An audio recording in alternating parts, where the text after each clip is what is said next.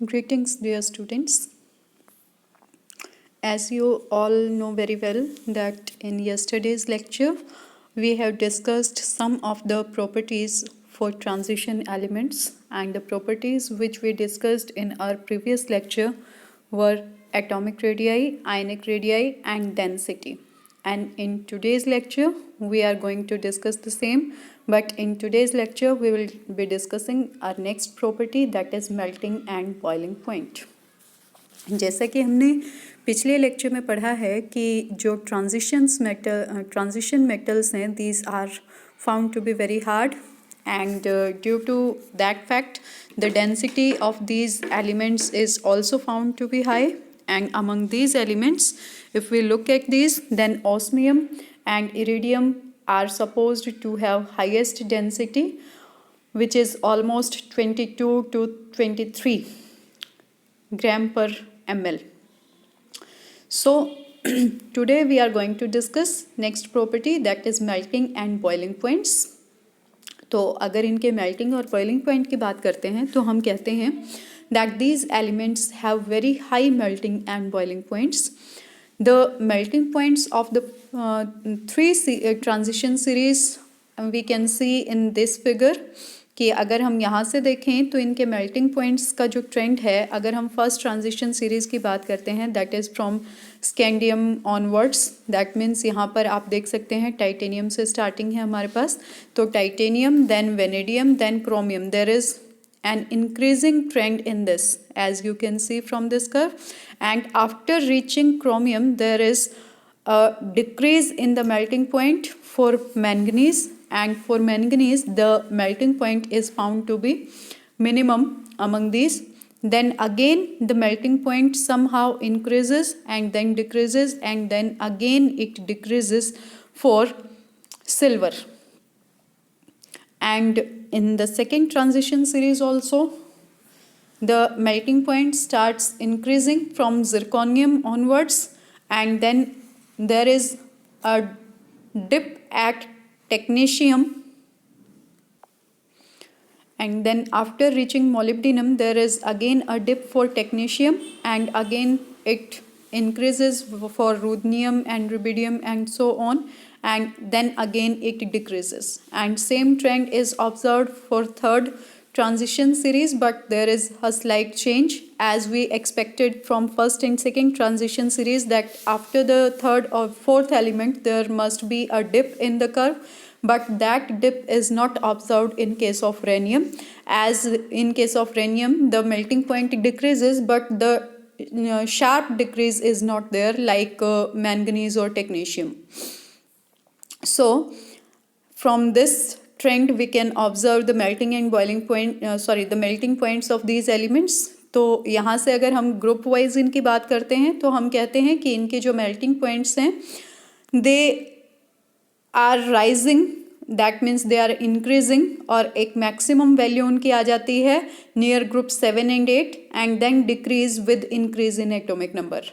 However अगर हम यहाँ से देखें तो मैंगनीज एंड टेक्नीशियम मेटल्स जो हैं they have abnormally low melting points. अब देखो, अगर हमें इस ट्रेंड को एक्सप्लेन करना है तो हम इसको कैसे कर सकते हैं, तो हम कहते हैं कि जो high melting and boiling points हैं इन मेटल्स के, they are basically due to strong metallic bonds between the atoms of these elements.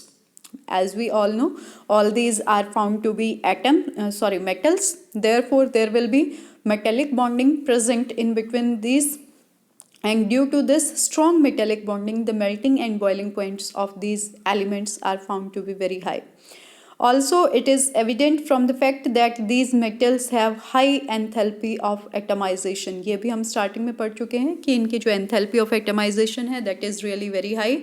That is why it is also an evident that these must be having high melting and boiling points. Further, the metallic bond is formed. अब metallic bond के बारे में ये बता रहा है कि कैसे बनता है, due to interaction of electrons in the outer most orbitals, कि हमारे पास जो किसी भी मेटल के आउटर मोस्ट ऑर्बिटल में इलेक्ट्रॉन्स होते हैं उनके इंटरेक्शंस की वजह से हमारे पास मेटेलिक बॉन्डिंग एग्जिस्टेंस में आती है. तो अब इसमें ये कहता है कि the strength of bonding is रफली related to the number of unpaired electrons, कि कोई मेटेलिक बॉन्ड कितना स्ट्रॉन्ग होगा वो बेसिकली डिपेंड करता है कि उस मेटेलिक बॉन्ड के अंदर कितने अनपेयर्ड इलेक्ट्रॉन्स इन्वॉल्व हैं। जितने ज़्यादा वैलेंस इलेक्ट्रॉन, दैट मीन्स जितने ज़्यादा अनपेयर्ड इलेक्ट्रॉन्स उस मेटेलिक बॉन्ड में इन्वॉल्व होंगे वो बॉन्ड उतना ही स्ट्रोंगर होगा, और जितना स्ट्रोंगर बॉन्ड होगा हमारे पास मेल्टिंग पॉइंट उस एटम के लिए उतना ही हाई हो जाता है। Therefore हम कहते हैं कि metallic strength increases up to the middle with increasing availability of unpaired electrons, that means up to D5, क्योंकि हम already electronic configuration study कर चुके हैं and we have studied that in case of chromium the configuration is 3D5 4s2, sorry 4s1, 3D5 4s1. Therefore due to this 3D5 electronic configuration there are 5 unpaired electrons and hence a very strong metallic bond is formed, and that is why the melting point of this element is found to be really very high. And due to this D5 configuration, अब similarly अगर हम बाकी series में देखेंगे तो हमारे पास यही है। फिर कहते हैं कि after reaching the mid of this series the melting point starts decreasing. तो इसके लिए रीज़न क्या है कि हम कहते हैं कि जब हम मिड ऑफ द सीरीज में पहुंच जाते हैं then bond pairing of the electrons get started within that series, कि वहाँ पर पेयरिंग होने लग जाती है उसके बाद में, और पेयरिंग होती चली जाती है तो number of unpaired electrons decrease होते चले जाएंगे, and that is why the strength of metallic bonding also decreases and hence the melting point will also decrease.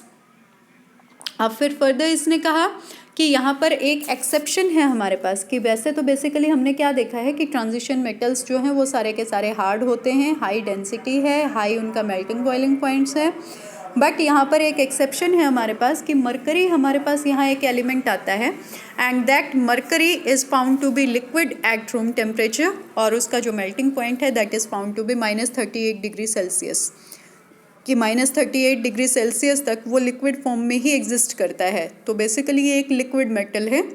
तो ये जो हमारे पास मरकरी के साथ साथ हमारे पास ये भी हैं बेटा, जिंक, कैडमियम, और ये भी दोनों इन्वॉल्व होते हैं, बट लिक्विड फॉर्म में जो होता है वो सिर्फ मरकरी होता है। हालांकि जिंक और कैडमियम जो हैं वो भी उतने हार्ड नहीं होते जितने बाकी एलिमेंट्स होते हैं। तो अब ये कहता है कि ये जो तीनों एलिमेंट्स हैं ये इन ऐसा टिपिकल बिहेवियर क्यों शो करते हैं, बिकॉज इनके अंदर कोई भी अनपेयर्ड इलेक्ट्रॉन प्रेजेंट नहीं होता जिसकी वजह से यहाँ पर मेटेलिक बॉन्ड की फॉर्मेशन हो सके, and that is why due to the absence of metallic bond the element is not found to be so hard, and that is why the metal which is known as mercury is found to be in liquid form. अब आगे further इसने कहा कि अगर हम यहाँ से देखें तो हमें एक डीप कर्व मिलता है, डीप डिप मिलता है, strong sharp dip at manganese and technetium for second and third transition series, and it is probably due to the fact that manganese has stable electronic configuration. आप सबको पता है कि manganese की कॉन्फ़िगरेशन क्या होगी, 3d5 4s2 होगी, and in the same way technetium की हमारे पास 4d5 6s2 हो जाएगी, सॉरी 4d5 5s2 हो जाएगी। तो हमारे पास इन दोनों के लिए ही एक स्टेबल इलेक्ट्रॉनिक कॉन्फ़िगरेशन हमें मिलती है, that is exactly half filled configuration, and due to this stable electronic configuration a lesser amount of delocalization of electrons will be there, and hence the metallic bond formed will be weaker than that of the other elements in the same series. That is why their melting point are found to be extremely low as compared to the other elements. But in case of the third transition series कि यहाँ पर जब हम पहुँचते हैं तो technetium और manganese की तरह हमें यहाँ पर रेनियम के केस में ऐसा dip, strong dip, sharp dip नहीं मिलता है, because in the third transition series the effect is not so remarkable, कि यहाँ पर इसका इफेक्ट कम होता है। फिर ये बात करता है कि ये तो हमने बात की within a particular series की when we move from left to right in first transition series और सेकंड ट्रांजिशन सीरीज और third transition series, but what if we talk of going from up to down, that means within the same group अगर हम ऊपर से नीचे की तरफ देखें, that means first of all we see scandium, then yttrium and then lanthanum. तो हमारे पास क्या ट्रेंड रहेगा मेल्टिंग पॉइंट के लिए? तो यहाँ पर हम कहेंगे कि जो मेल्टिंग पॉइंट है that generally increases on moving down the group. So this is all about the property melting and boiling point. And then our next property is ionization energy. इसके लिए सबसे पहले तो आपको यही पता होना चाहिए what do you mean by ionization energy. तो देखो ionization energy क्या होती है? Whenever a neutral atom is converted into an ion, यानी कि जब किसी न्यूट्रल एटम में से कोई इलेक्ट्रॉन बाहर निकल जाए तो वहाँ पर क्या होगा, हमारे पास एक इलेक्ट्रॉन अगर बाहर निकला है तो एक नेगेटिव चार्ज कम हो गया. दैट मीन्स वहाँ पर ओवरऑल उस एटम के ऊपर पॉजिटिव चार्ज आ जाएगा. कि सपोज पहले कोई न्यूट्रल एटम हमारे पास था, फॉर एन एग्जाम्पल मैं लिथियम का ही कंसिडर कर लेती हूँ. तो लिथियम का एटॉमिक नंबर 3 है. That means within this shell there are 3 electrons and 3 protons. ठीक है, एग्जैक्टली यही होगा हमारे पास. तो अब अगर हम इस लिथियम एटम में से एक इलेक्ट्रॉन को बाहर निकाल देते हैं then there will be only 2 electron left but the number of protons will be the same. That means 3. तो अब प्रोटॉन के ऊपर +1 चार्ज है, इलेक्ट्रॉन के ऊपर -1 चार्ज है. Now with the lithium atom with lesser number of with 1 electron lesser, हमारे पास क्या होगा, सिर्फ 2 इलेक्ट्रॉन हैं बट 3 प्रोटॉन्स हैं. तो एक पॉजिटिव चार्ज एक्स्ट्रा हो गया. दैट मीन्स उस एटम के ऊपर ओवरऑल अब +1 चार्ज आ जाएगा. तो ये जो प्रोसेस है of the removal of electron from the valence shell of any atom, that process is known as ionization. ठीक है, तो अब यहाँ पर ये कहते हैं अब अगर हम फर्स्ट इलेक्ट्रॉन वहाँ से रिमूव करते हैं तो उसके कॉरेस्पॉन्डिंग जो एनर्जी एग्जिस्टेंस में आएगी that will be called first ionization energy. And after the removal of first electron, if we remove another electron from the same ion, we can say in that case the ionization will be energy will be termed as second ionization energy and so on. तो आप देखो हमारी जो property है वो क्या कहती है. ये कहता है the first ionization energies of the d block elements are higher than those of s block elements but are lesser than that of P block elements. कि अगर हम इनकी फर्स्ट आयनाइजेशन एनर्जी को कंसीडर करते हैं तो ये कॉरस्पॉन्डिंग जो इनके नेबरिंग एस ब्लॉक एलिमेंट्स हैं उनसे तो हाई वैल्यू होती है फर्स्ट आयनाइजेशन एनर्जी की, बट जो हमारे पास पी ब्लॉक एलिमेंट्स हैं इनके नेबरहुड में उनके कंपैरिजन में इनकी first ionization energy value small होती है. और जब हम किसी सीरीज के अक्रॉस मूव करते हैं then what will be the trend of this ionization energy. Basically the ionization energies will increase as we move from left to right within a particular series. कि जब हम scandium से zinc की तरफ move करेंगे तो हमारे पास क्या होगा, जो फर्स्ट आयनाइजेशन एनर्जी है दैट विल बी इंक्रीजिंग. अब ये कहता है कि ये हमें अगर हम किसी एक पर्टिकुलर सीरीज की बात करते हैं तो 2 सक्सेसिव डी ब्लॉक एलिमेंट्स के बीच के आयनाइजेशन एनर्जी डिफरेंस जो होगा that is much less as compare to the difference in case of successive s block और पी ब्लॉक एलिमेंट्स. इसके लिए एक एग्जांपल ले लेते हैं कि सपोज हमने 2 सक्सेसिव एस ब्लॉक एलिमेंट्स लिए. सपोज मैंने ले लिया सोडियम और पोटेशियम, और अगर मैं उनकी फर्स्ट आयनाइजेशन एनर्जी का डिफरेंस देखती हूँ तो सपोज वो मुझे मिला 100 किलोजूल पर मोल. ठीक है, सोडियम और पोटेशियम के लिए. इन द सेम वे अगर मैं पी ब्लॉक के 2 सक्सेसिव एलिमेंट्स लूँ दैट मीन्स सपोज मैंने ले लिए फॉस्फोरस एंड आर्सेनिक, ग्रुप 15 से हो गए, नाइट्रोजन वाली फैमिली से हैं. तो अब सपोज इनके लिए जो फर्स्ट आयनाइजेशन एनर्जी डिफरेंस है that is found to be 120 kilojoule per mole. तो अब मैं लेती हूँ ऐसे ही 2 successive elements from transition elements. Suppose मैंने लिया अब यहाँ से स्कैंडियम और यट्रियम. तो इनके बीच का जो फर्स्ट आयनाइजेशन एनर्जी डिफरेंस होगा that will be lesser than that of 100 and 120 kilojule per mole.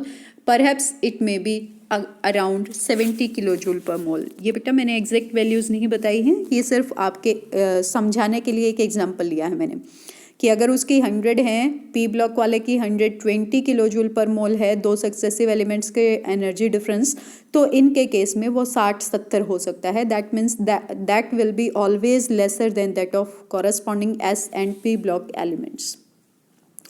फिर ये कहता है कि जो इंक्रीज इन आयनाइजेशन एनर्जी है along a given transition series, वो बेसिकली है हमारे पास due to the increasing nuclear charge which will tend to attract the outer electron cloud with greater force. क्योंकि जब भी हम कोई आयन बनाते हैं तो इलेक्ट्रॉन्स का रिमूवल होता है, but number of protons remain same and protons exist in the nucleus and they have a strong attractive force towards the valence shell electrons. Therefore, whenever a positive ion is formed, or we can say whenever an electron is removed from any atom, the hold of nucleus becomes stronger and stronger, and that is why the element will be becoming smaller. तो अब ये कहता है कि इसकी वजह से हमारे पास जो न्यूक्लियर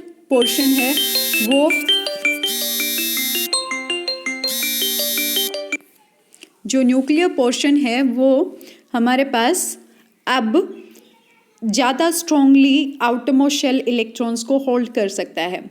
ठीक है, तो अब आयनाइजेशन एनर्जी जो होगी वो इसकी वजह से इंक्रीज होगी, क्योंकि अब ज़्यादा स्ट्रॉन्गली उनको आउटरमोस्ट शेल इलेक्ट्रॉन्स को अगर अट्रैक्ट कर रखा है, तो वहाँ से अब अगर हमें किसी इलेक्ट्रॉन को रिमूव करना है तो हमें ज़्यादा फोर्स लगाना पड़ेगा। ठीक है, so that is all about this ionization energy trend. तो अब देखो अब ये आगे क्या कहता है इसमें कि अगर हम ट्रांजिशन एलिमेंट्स की बात करते हैं तो एडिशन ऑफ इलेक्ट्रॉन्स अगर हम यहाँ पर कहेंगे तो that will always take place to the anti penultimate shell. Anti penultimate क्या होती है कि अगर आउटरमोस्ट शेल n है तो n-1 डी सब शेल के अंदर यहाँ इलेक्ट्रॉन्स की एडिशन होती है। तो इसकी वजह से क्या होगा, अब स्क्रीनिंग इफेक्ट भी इंक्रीज होगा and due to increase in the electrons in d subshell the outer electrons in ns subshell are shielded more and more, and that is why the effect of increasing nuclear charge will be opposed by the additional screening effect of the nucleus, and hence the ionization energy will increase but quite slowly among a period of d block elements। कि अब हमारे पास दो opposing effects आ गए हैं। एक तो मैंने आपको ऑलरेडी बताया कि हमारे पास न्यूक्लियर चार्ज इंक्रीज हो जाता है due to additional filling of electrons and so on, and एक इफेक्ट हमारे पास क्या आएगा कि due to the addition of electrons in the anti penultimate shell हमारे पास जो स्क्रीनिंग इफेक्ट है that will increase, and these two are opposing effects, but the overall effect will be the increase in ionization energy. Hence, whenever we move from left to right within a particular series, then there will be an increase in the ionization energy.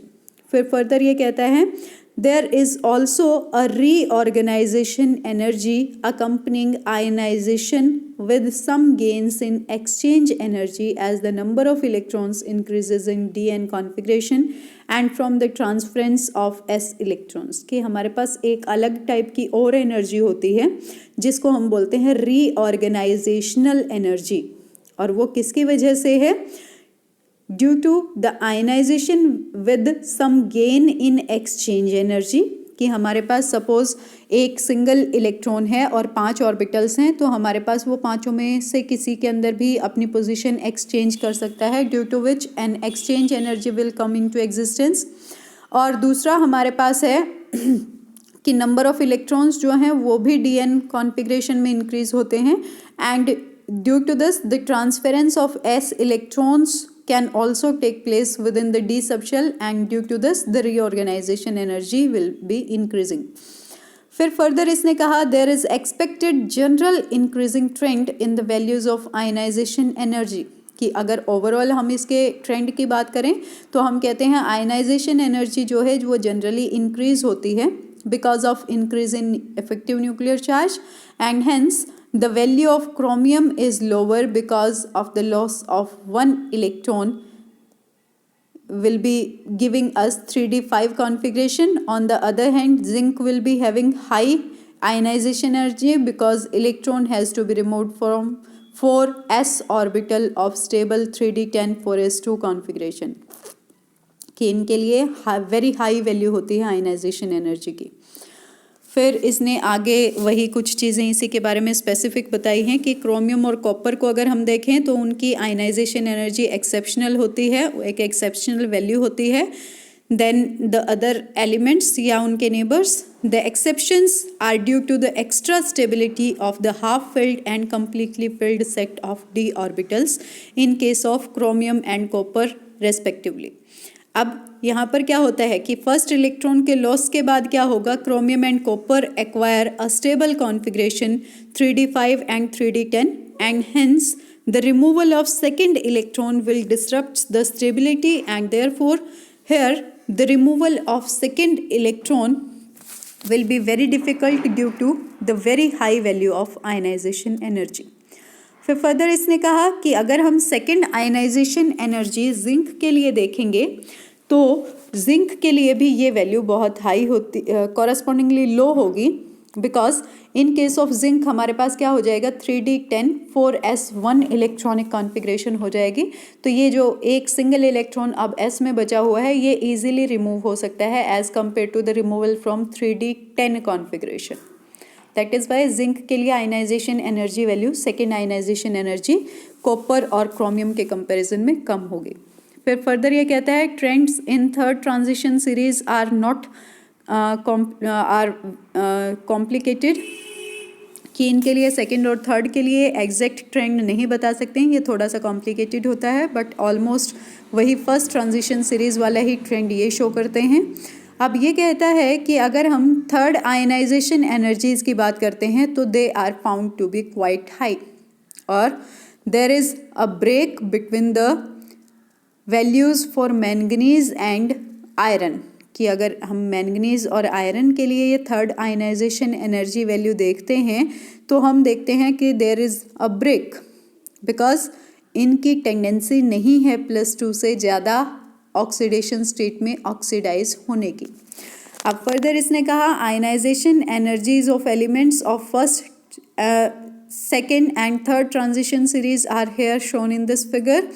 Further ये कह रहा है कि first ionization energy अगर हम third series की देखते हैं तो वो फर्स्ट और सेकंड के कंपैरिजन में हाई होती है because in the atoms of third transition series there are filling of 4f orbitals and 4f orbitals have very poor shielding effect. As a result the outer electrons have greater effective nuclear charge which is acting on the outermost electrons and therefore the ionization energies are found to be higher. So that was all about the property ionization energy. अब जो next property हमारे पास है that is metallic character and the next properties such as reducing character and so on ये हम next lecture के अंदर करेंगे। Today you have to do up to here.